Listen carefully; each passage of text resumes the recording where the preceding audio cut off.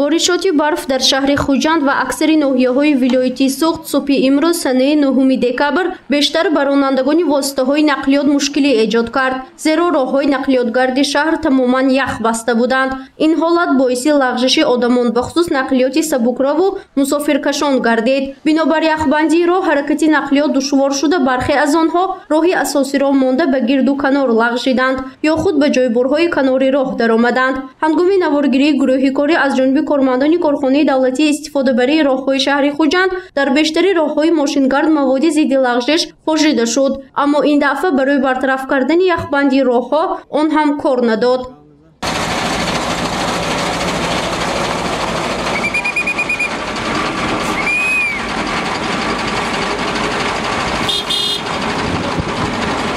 яхбандии роҳ асосан ба кори ронандагони нақлиёти мусофиркашонӣ мушкилӣ эҷод кард. вазъи роҳ боиси ҳаракати номунтазами нақлиёти ҷамъиятӣ гардида бештари мусофиронро пиёдагард намуд. лағжиши нақлиёт асосан дар чорроҳаҳои ҳудуди шаҳр наздикии варзишгоҳи бисолагии Истиқлолият, гардиши то Раҳимӣ, роҳи Пахтакор, гардиши микроноҳияҳои 8, 12, 13 ба мушоҳида расид. ин ҳолат то соати 9 субҳ идома кард. кормандони бозрасии давлатии автомобилӣ кӯшиши танзими ҳаракати нақлиётро карданд, аммо новобаста аз ин яхбандии роҳ боиси танбашавии нақлиёт гардид.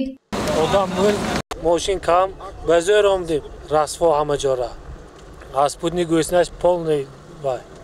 Ях ҳама ҷо галалиёт мемехалад. Тормоз кунем ага ғежда мебарад мошин. Скорости паски сусай касем. Шар боли мени, ашар берим бутун расво. Ашу дӯзда ондозим сар вазбин. Ба вазбин.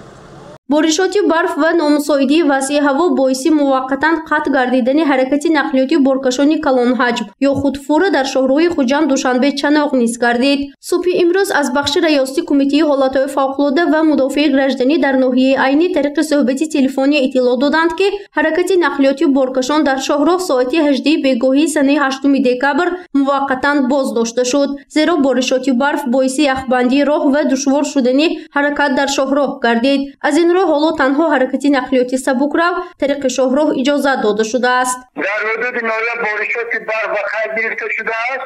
айни замон дар шоҳрои Душанбе Хуҷанд дар километри роҳи 80 ва 100 ҳаракати нақлиёти калонҳаҷм боркаш қатъ гардида чанд манъ гардонданд. ҳаракати нақлиёти сабукрав ба роҳ монда шудааст. айни замон мошинаи сабукрав рафту омад карда истоданд. масъулин гуфтанд ки ҳоло хадамоти роҳдозакунии ширкати Айрес барои бартараф кардани мушкилот дар шоҳроҳ корбарӣ карда истодааст. пешгӯӣ мешавад ки давоми рӯз то соати 19:20 бегоҳ дар ҳолати мӯътадил шудани вазъи обу ҳаво ҳаракати нақлиёти боркашон дар шоҳроҳ аз нав таъмин карда шавад.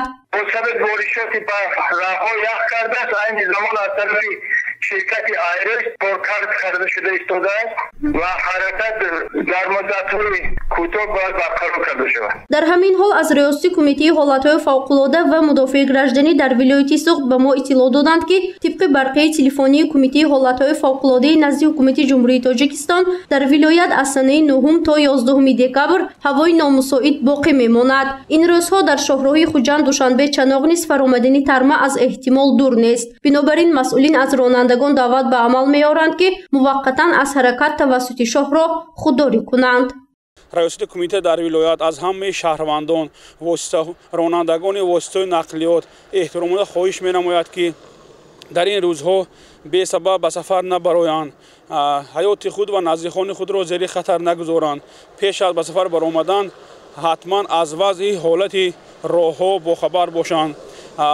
ҳангоми ба сафар баромадан ба нақлиётҳои худ лавозимотҳои заруриро ба садама дучор нагардидан дар мошин дар нақлиёти худ дошта бошанд. боришоти барф ва ҳавои номусоид дар вилояти Суғд боз 2 рӯз идома хоҳад кард. вобаста ба ин ҳоло раёсати кумитаи ҳолатҳои фавқулода низ бо тамоми техникаву таҷҳизот ва дастаи зудамалии наҷотдиҳандагон дар ҳолати омодабош қарор дорад то ҳангоми рух додани ҳодисаҳои фавқулода саривақт ба сокинон кӯмак расонад.